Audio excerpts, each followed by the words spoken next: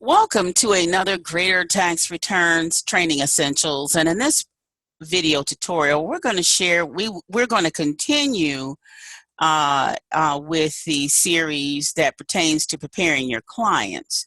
And these are just, important videos that you really kind of may have to look over and over again to just make sure you're getting it right when it comes to submitting your documentation. And one of the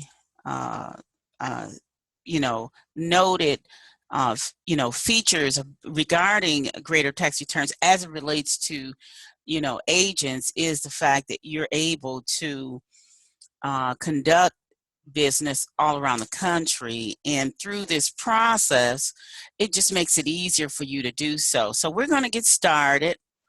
One of the things that you need to know, there's two ways of submitting documents, and we're going to get into that in a little bit. One of the things that you need to make clear, or we need to make clear, is that you need to make legible copies of all documents that apply to any given return. And if the document appears blurry, and we give you some examples of what blurry is, then we cannot accept those documents. So unfortunately, that slows down the process of getting that client transmitted. So it's best to go back and forth with your client to make sure you're getting clear documents, especially if you're using a mobile device, or have the client email them and or fax, and we'll get into that later as well.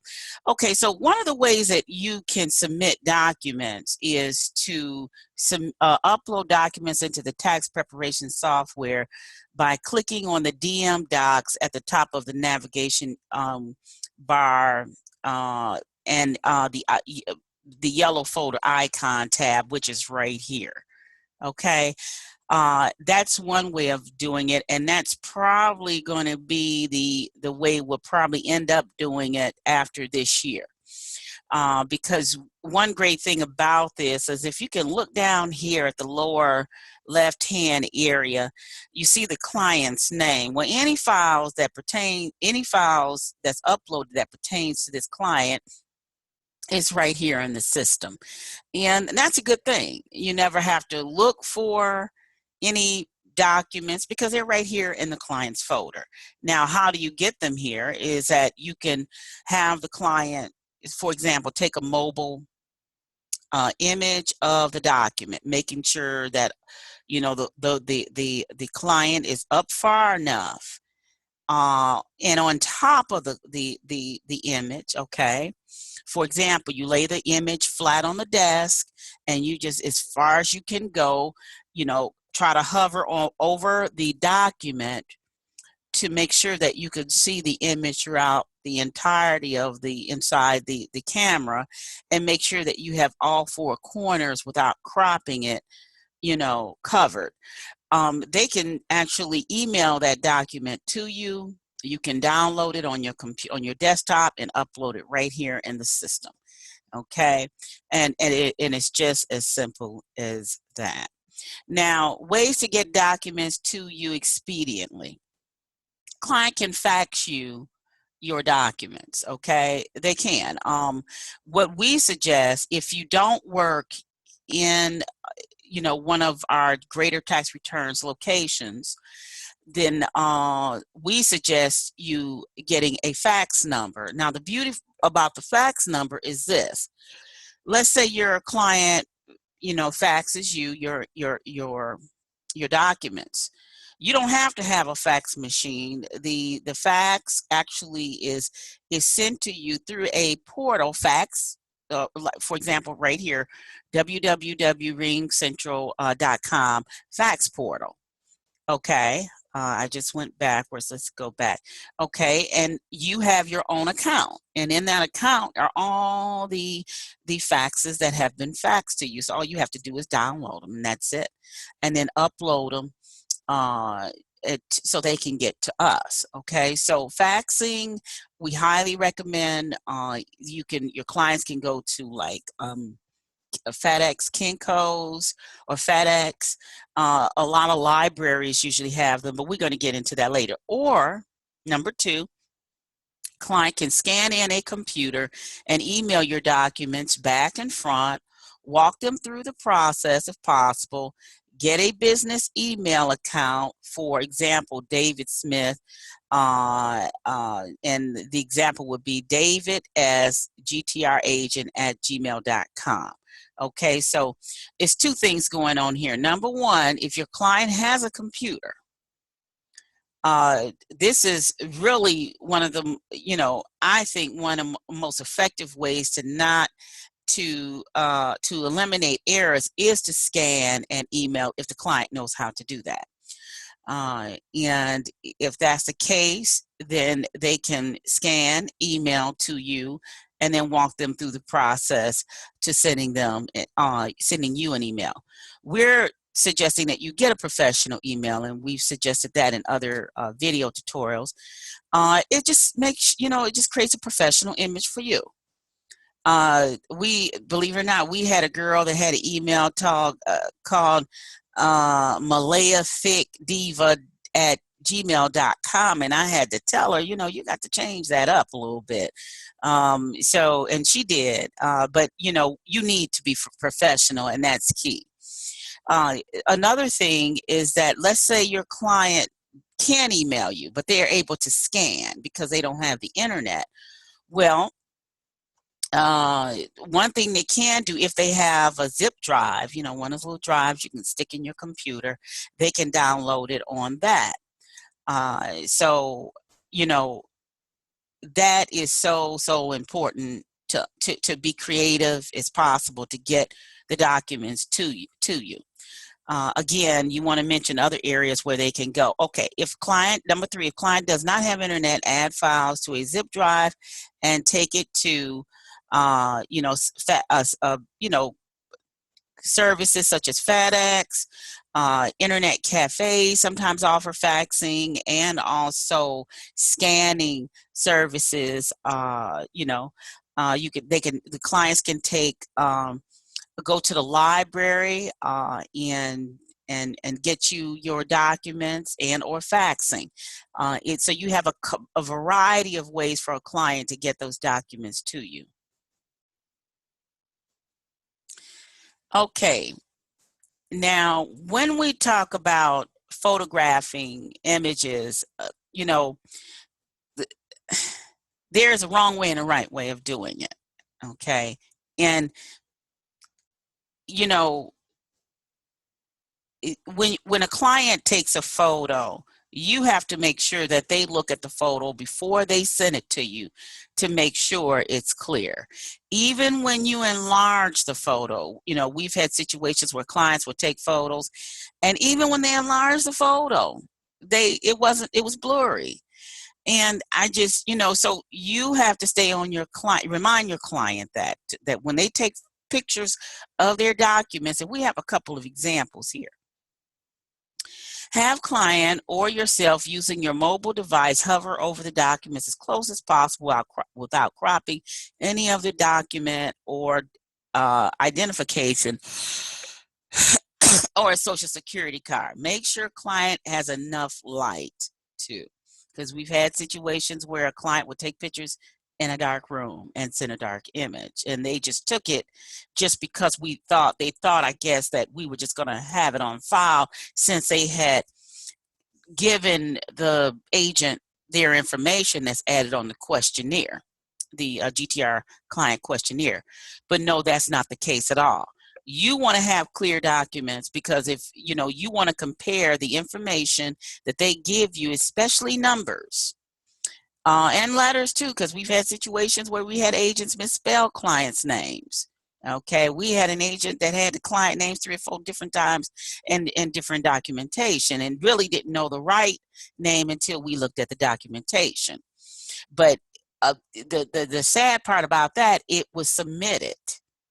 Okay, and so uh, we had to, amend the file because of the error. So, I just want to pay a little close attention to making sure that you've got everything correct. And the best way to do it is look at original documentation like identification, social security card, birth certificates if you get those, and any other documentation that you may get, making sure everything is right. And you've got two examples here, one incorrect and one correct. The incorrect, as you can see, is far back. It's really, really far back, number one. And it looks blurry. Now, we probably can, depending on the phone, because you got some good phones out there, it takes really good pictures. We could bring this up close and it may be clear, but you're running the risk that the resolution is low and image is blurry if you take the picture like this, the first one. The second one is correct. It's up close. It's almost covering the whole entire screen. This is the screen of this particular phone, by the way. It's just we enlarged the picture. Okay, so you can see whatever surface, you can see that the picture was taken in a binder. Okay, this same picture was taken in this binder. You can see the page right here, the white paper that's behind it, but you can see how up close it is. And so you want to make sure that you get up close and center where you can legibly see, the everything. Okay. And this is a great example of me, of a correct and incorrect. As you can see on this table, there is the photo taken, okay, and it's far back. It's too far back. You can hardly see it. Now, of course, if you enlarge it, there is a possibility that you can see it. But what we're trying to do is process as many returns as possible. So the time it takes to go through all of that can be difficult. Okay. In this particular photo, you see everything clearly. You see numbers, you see letters, you see the image of the person. So, we're just giving you a couple of examples. Now, this is another example of a birth certificate that was taken with the same phone. And this phone, even though the image is dark, it's a birth certificate. However, when you even stretch this, you can at least see the information in the birth certificate. Okay, and that's key. It's a little dark, yet it's still legible. And this is an 8.5 by 11 document taken on a screen that's 4 inches by 2 inch, however large the average phone is. This is a report card of a Holly school area district. And as you can see, it's legible. You've got the address of the school. Now, let me say this. This is the actual image, okay? So they took it close enough to where they covered the whole image without cropping off any important information. Yet it's clear. It's a little dark, but it's clear. Now, the beauty about this is you can enlarge it and really see it. So we would prefer it that it's clear even when we get it reduced to a small size, okay?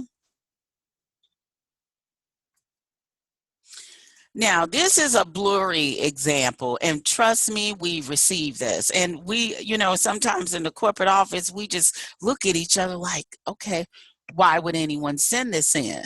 Okay. If you send this in, we're gonna let you know.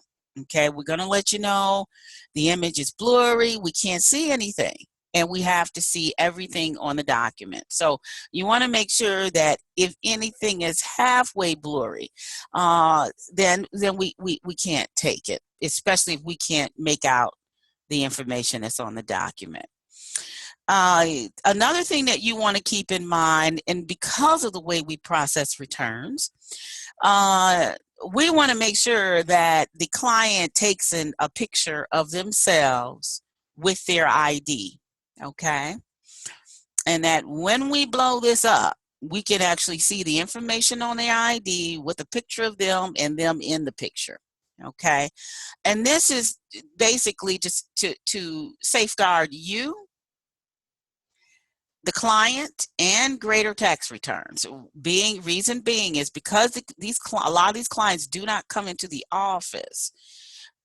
We run the risk of identity theft. Okay, and so to prevent that from happening, it's like 5 minutes or less to do this process. So you want to make sure that we cannot process the return unless we have this. Now, sending GTR documents.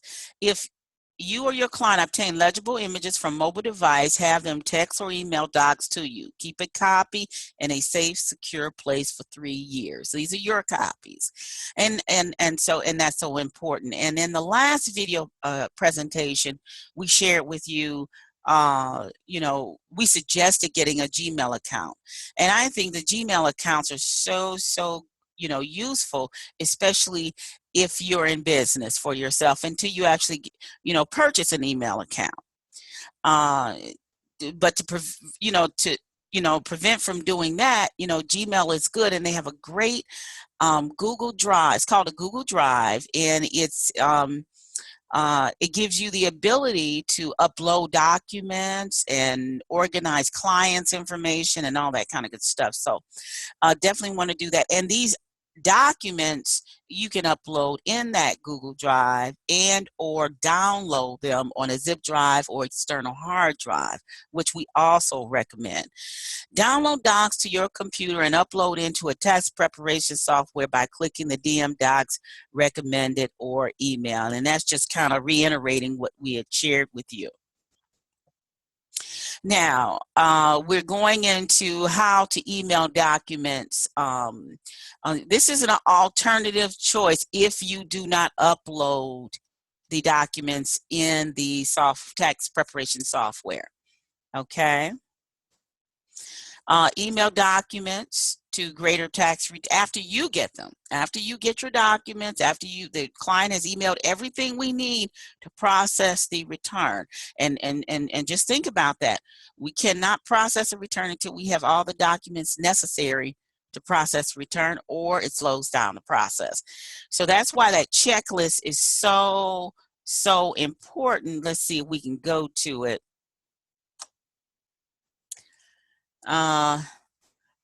The client document checklist is so important because you can actually print this out, fill it out for the client, check off whatever the client needs, and if there's any other documents you want to get, just write them down in here. Write them down in this area, or and send, and you could text this. You could take a photograph with your phone and send it to the client. Okay, that way, the client knows what he or she needs, and you know what you need, and hopefully the client will get all of the documents necessary to you all at one time.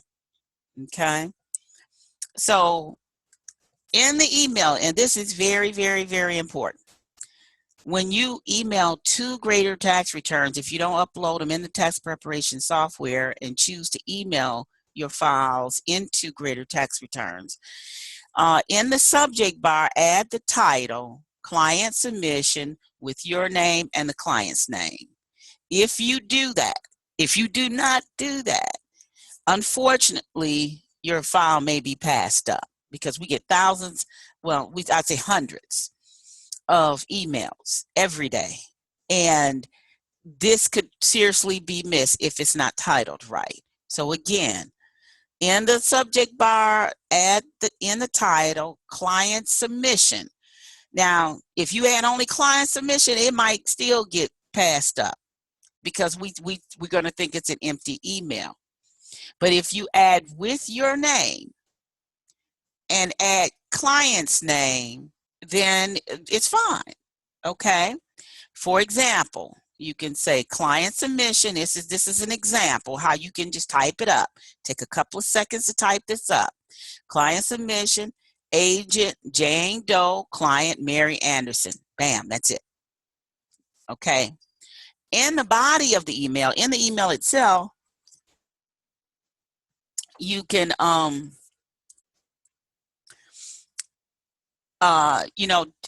add what documents are being attached to the email, okay?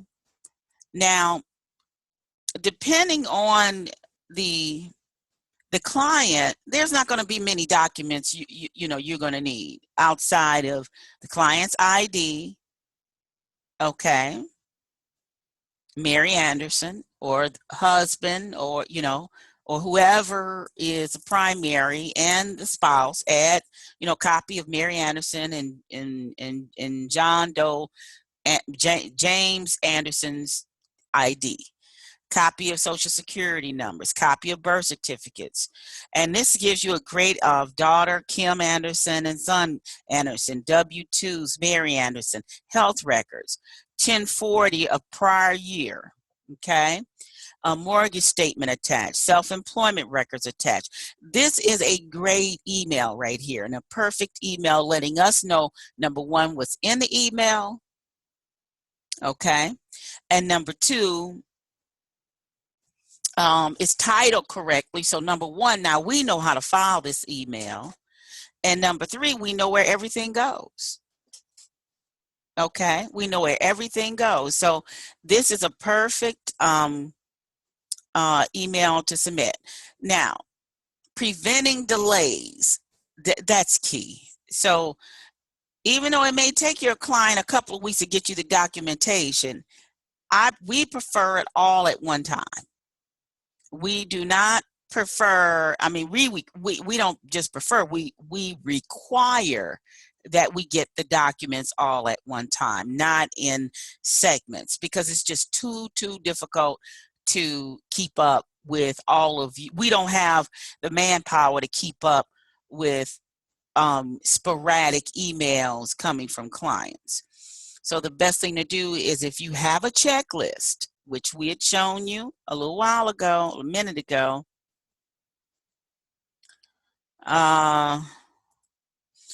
make sure that the client has given you all of what you required on this checklist, and then submit them in.